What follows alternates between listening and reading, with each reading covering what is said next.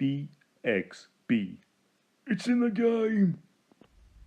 Hello everybody and welcome to another BXB game review. My name is Cameron. Today I am bringing you Dead Synchronicity. Tomorrow comes today. Now in my last review I was kind of down in the dumps and it kind of took a dark turn for the worst, to be completely honest.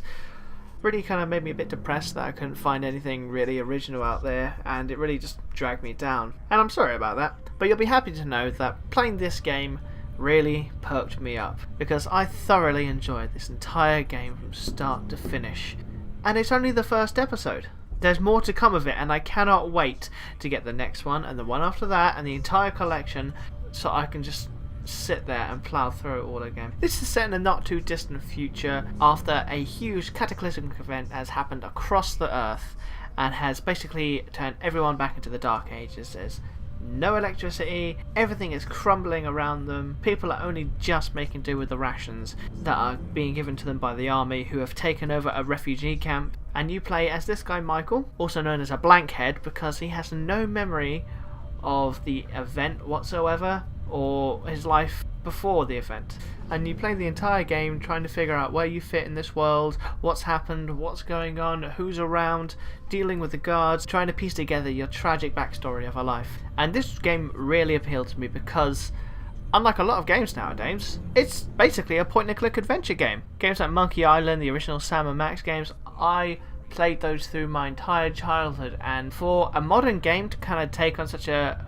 old style of playing, it's a real breath of fresh air. It's not a first person shooter, 2D platformer, it's a beautifully drawn artistic story with fantastic voice acting and a story that had me sat upright playing the entire game from start to finish non-stop. I didn't take any breaks for it. I just wanted to play it more and more and more. There are characters and scenarios in the game that touch on kind of religious extremism, military extremism, and both scientific and religious reasonings being put together, and kind of makes you think whether or not one really isn't as far from the other as you think it is.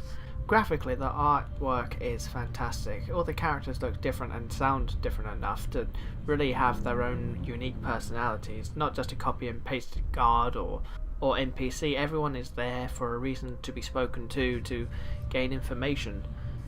The character development is actually incredibly done.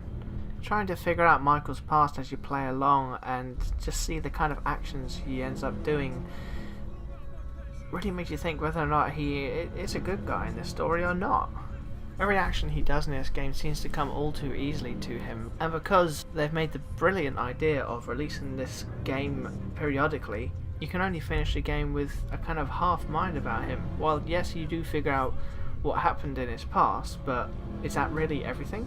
What more is there to the man? What more is going to happen in this game? What more is happening in the story? I really need to know, so please get that next episode out for me.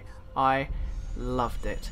5 stars across the board for absolutely everything I can possibly rate. Thank you so much for watching. This has been another BXB game review. If you want to read some more of our stuff, head on over to bxbgames.co.uk, and if you want to follow us on Twitter, it's @BXBGames. Thanks again, and I'll see you next time.